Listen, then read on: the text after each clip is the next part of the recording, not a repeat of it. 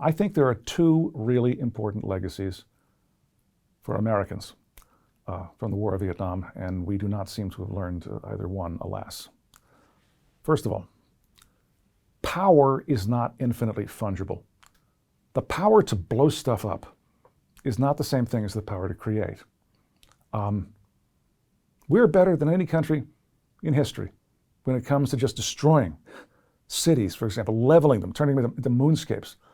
That's one kind of power. It's a different kind of power to create an indigenous government in a place like South Vietnam that has indigenous legitimacy, that the people view as being legitimate, that can provide jobs, that can provide security. That is ultimately much more important in terms of, to use an expression of the Vietnam War era, winning hearts and minds than the capacity to blow stuff up. And we sure did kill an awful lot of Vietnamese, and we sure did devastate that country. But we were never able to do what was necessary in order to make this a viable government. And I would argue we had the same situation in Iraq and Afghanistan later on. We're really good at blowing stuff up.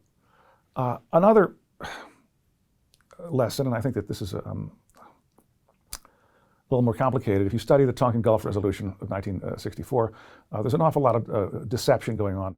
What I think is especially important here is that the American government, the Congress, spent 2 weeks longer debating whether or not to make Martin Luther King Jr.'s birthday a national holiday. They spent 2 weeks longer on that than they spent deciding to go to war in Vietnam or going to war in Iraq.